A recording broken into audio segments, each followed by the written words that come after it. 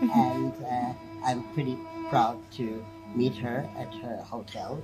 She's right now in Berlin, and tomorrow she's going to have a concert, and I have the glad opportunity to ask her 2 questions. What kind of empowermental tips do you have for someone with a disability on advice? What do you want them to know? What you learn from your life? I guess 2 things is that you deserve equal rights. So it's like somebody said it really well when they said, it's not that my wheelchair is too wide for the doorway, but the doorway is too narrow for my wheelchair. So you're not the problem. Like you deserve to have rights. And the other thing is that that we can celebrate disability like any other kind of diversity. I think we can be proud of who we are, and one way that I have come to that realization is that whole idea of standards in society are really made to keep people in boxes and keep them purchasing and working.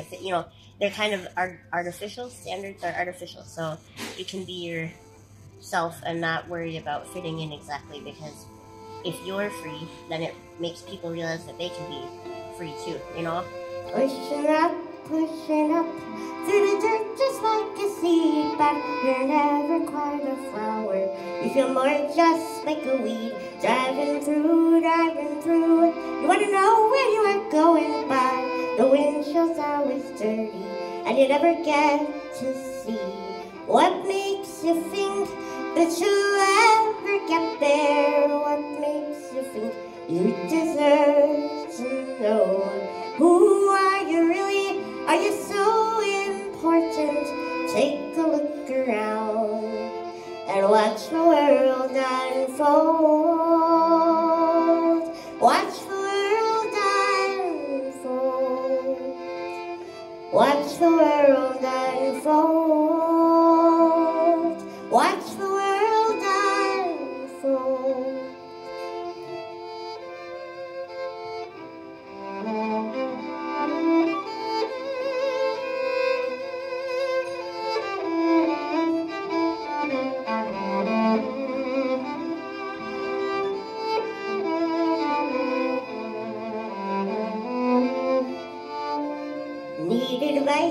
Need advice, you have no clue what you're doing.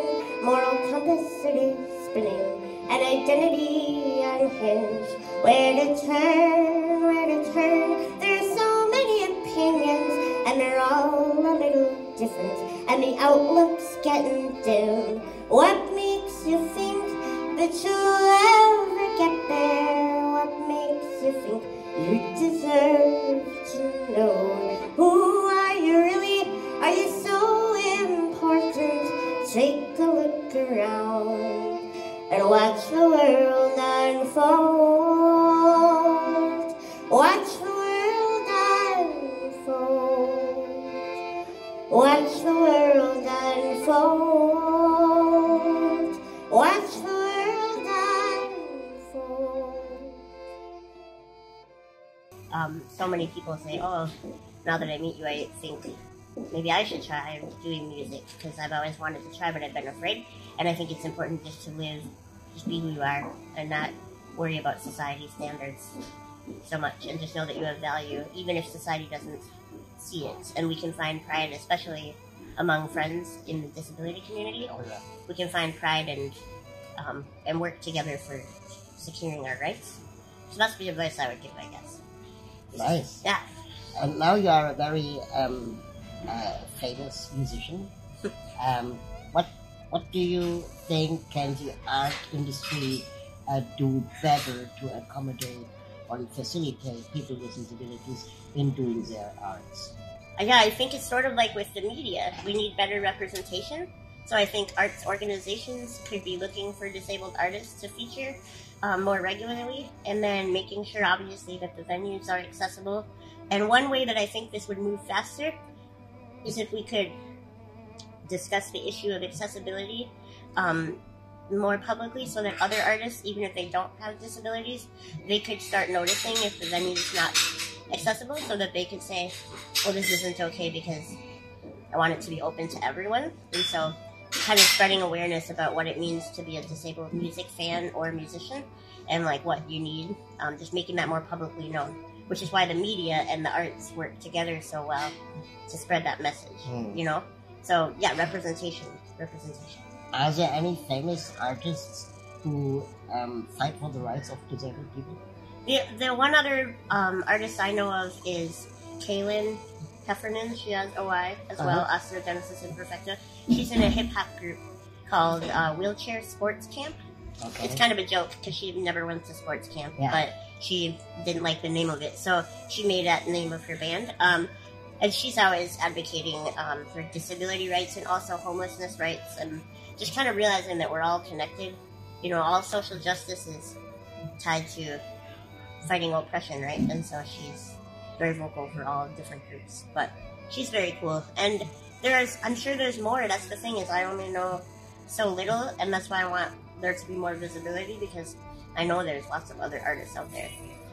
But that's the one that I know the best, Gaelynn, from Wheelchair Sports Camp. Yeah.